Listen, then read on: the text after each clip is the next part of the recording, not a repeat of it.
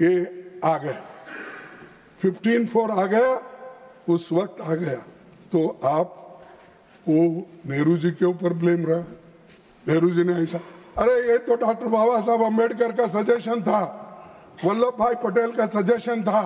उन्होंने ये कहा, ये जो लैंड रिफॉर्म्स का है और उसके बाद 9th शेड्यूल इसको बाद में जोड़ा गया, और ये मंशा थी SC ST OBC और एम्प्लॉयमेंट और एजुकेशन के आरक्षण मिल सके।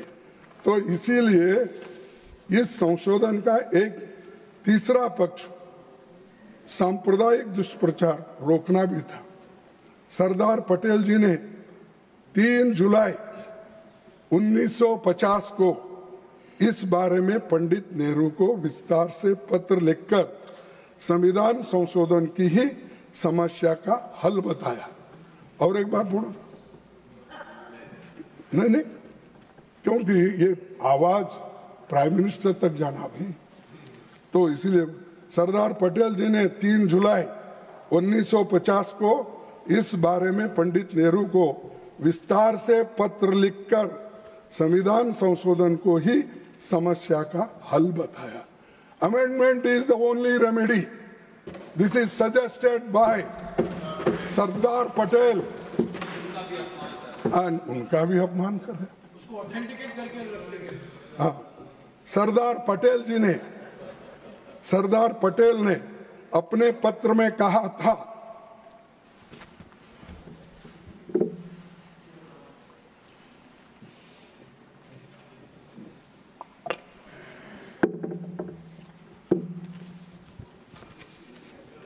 सरदार पटेल ने अपने पत्र में कहा था, as you say, we have involved ourselves in so many legal and constitutional difficulties that we do not know how to overcome them. My own feeling is that very soon we shall have to sit down and consider constitutional amendment. ये किसने कहा? सरदार वल्लभ भाई पटेल। और उनको भी आप insult कर रहे हैं, पंडित जवाहरलाल नेहरू के नाम से सभी को इंसल्ट कर रहे हैं।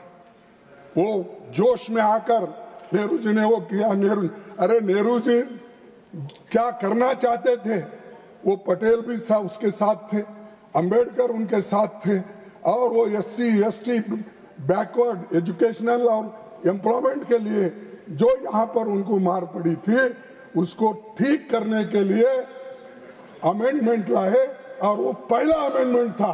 अगर ये पहला अमेंडमेंट देश के लिए नहीं, शोषितों के लिए नहीं, तो आप कह सकते थे अपने लिए लाए।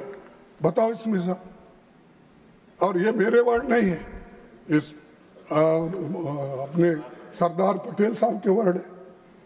सभापति जी, इसलिए मुख्यमंत्रियों को नेहरू जी ने पत्र लिखा था, जिसका जिक्र मोदी जी ने अपने भाषण में तथ्यों को तोड़ मरोड़ कर नेहरू जी को बदनाम करने के लिए किया, जिसके लिए उनको देश से माफी मांगना चाहिए।